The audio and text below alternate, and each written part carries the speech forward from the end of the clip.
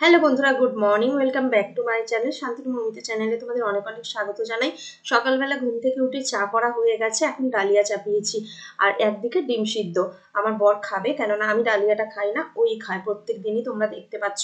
আর একদিকে আমি চা করে নিয়েছি, চাটা করার পরেই এগুলো চাপিয়েছি। তারপর দেখো বিস্কুট নিয়ে নিচ্ছি, বিস্কুটটা নিয়ে এখানে এগুলো হোক, আমি চলে যাচ্ছি ও ঘরে, কেননা চাটা রেখে এসেছি।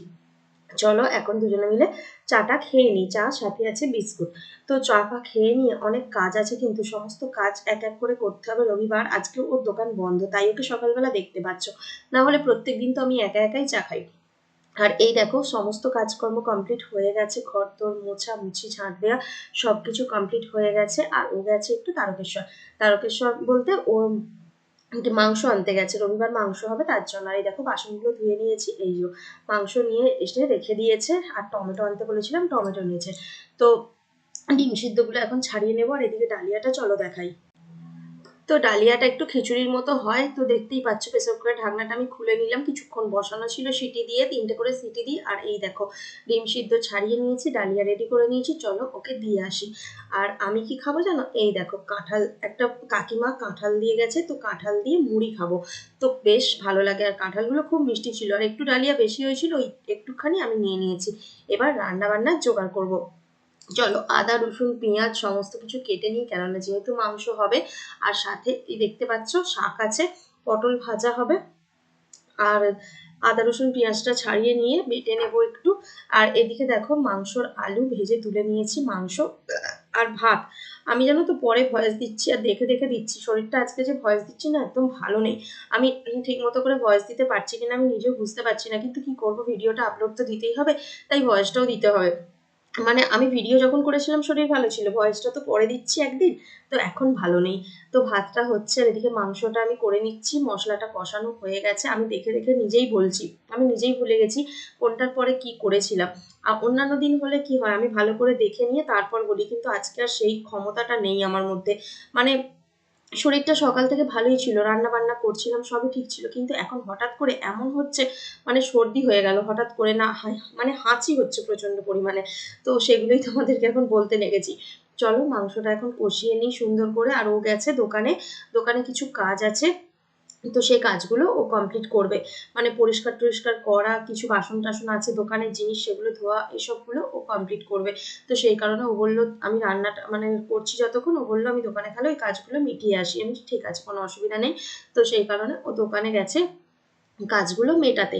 তো রবিবার দিন যেহেতু চিকেন হয়, তো সকালবেলায় এনে দিয়ে তারপর ও গেছে। হ্যাঁ, অন্যান্য দিন হলে ওকে বলতাম রান্না করে দিতে, কিন্তু আজকে যেহেতু ওর অনেকগুলো কাজ আছে, তো ও সেই কাজগুলোই করতে গেছে। দেখো চিকেনটা কষানো চলছে, আর এদিকে আর তারপরে আর ভিডিও করা হয়নি, একবারে ভাত খেতে বসে। আর দেখতে পেলে শাকটা সিদ্ধ করেছিলাম, হিঞ্চে শাক, এটা হিঞ্চে শাক ছিল, সিদ্ধ করেছিলাম, সেটা মেখে নিয়েছি আলু দিয়ে। আর এই যে ফ্রিজে টক রাখা ছিল, তো সেই টকটা বের করে নিয়েছি, ওটা আমিই খাবো, কারণ ও এসব খায় না।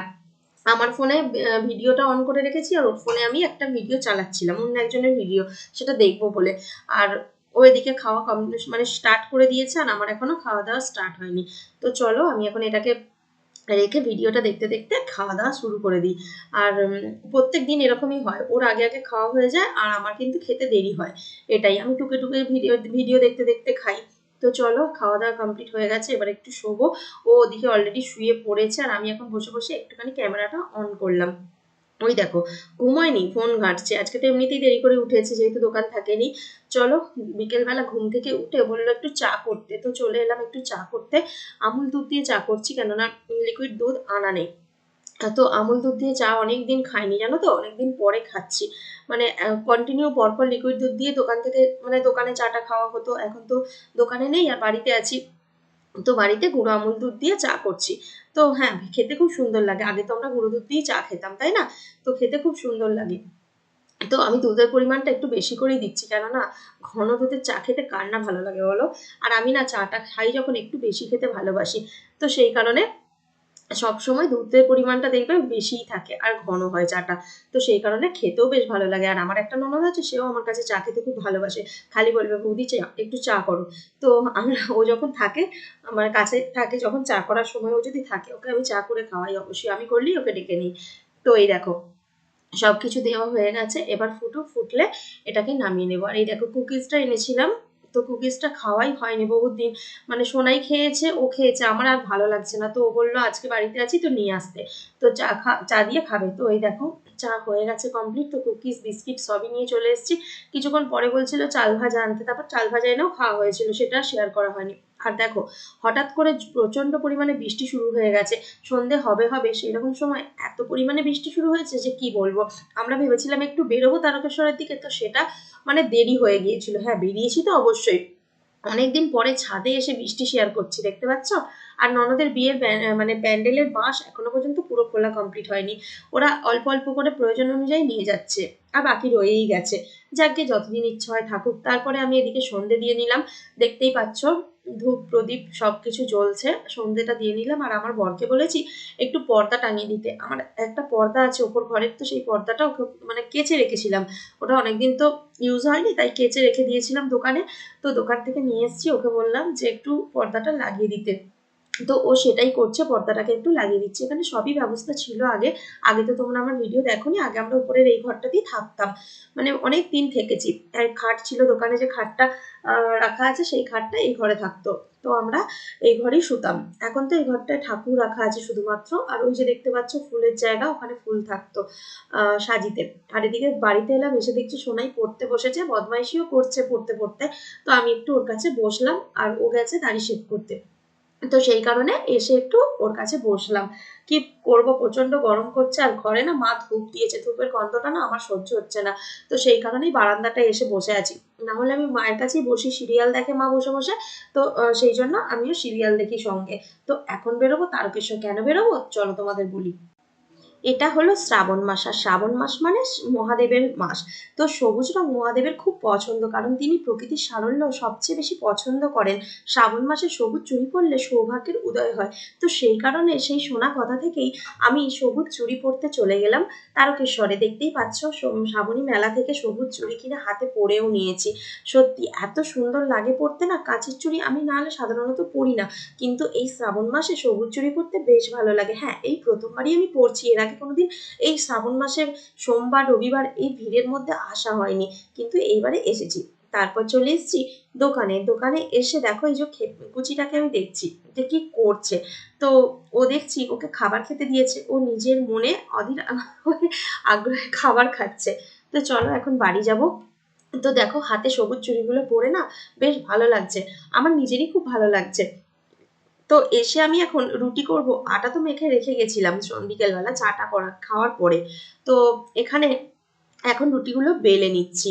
আর আমি তো রুটি বেলা তোমাদেরকে অনেকবারই শেয়ার করেছি, জানো তোমরা আমি কেমন করে রুটি বেলি, আর খুব ধীরে ধীরে বেলি। তবে হ্যাঁ কদিন ধরে রুটি করতে করতে না আমার বেশ প্র্যাকটিসটা হয়ে গেছে। তো মানুষ তো অভ্যাসের দাস, তাই না? কোনো জিনিস কোনো কাজ করতে করতে একবার অভ্যাস হয়ে গেলে সেই কাজটা কিন্তু সে খুব সুন্দরভাবে করতে পারে। তো আমি সেইটাই এখন করছি, রুটিটা এখন আমি খুব ভালোই করছি, আমার নিজেরই বেশ পছন্দ হচ্ছে। তো নিজের পছন্দ হলেই জানবে সবার পছন্দ, তাই না? তো চলো, দেখতেই পাচ্ছ আমার রুটি করা, এর আগেও দেখিয়েছি আবারও দেখাচ্ছি। হ্যাঁ প্রত্যেকটা রুটি কিন্তু আমার ফোলে, এখন কিন্তু তোমরা কেউ বলতে পারবে না যে তুমি রুটি করছো অথচ তোমার রুটি ফুলছে না, না আমার রুটি খুব সুন্দর ফুলছে জানো তো। তো হাতে চুড়িগুলো না আমি নিজেই বারবার দেখছি যে কি সুন্দর লাগছে, আমার বেশ ভালো লাগছে।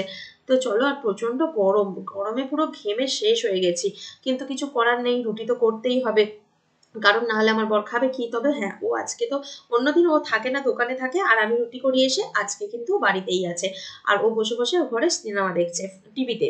তো যেহেতু টিভিতে টিভি আছে তাই টিভিতে দেখছে, দোকানে থাকলেও টিভির প্রয়োজন হয় না, কেননা ওখানে ওয়াইফাই আছে, ও নেটেই সবকিছু দেখে ফোনের মধ্যে। আর এখানে যেহেতু ওর লিমিটেড নেট ফোনের মধ্যে, তো সেই কারণে ও টিভিটাই প্রেফার করলো।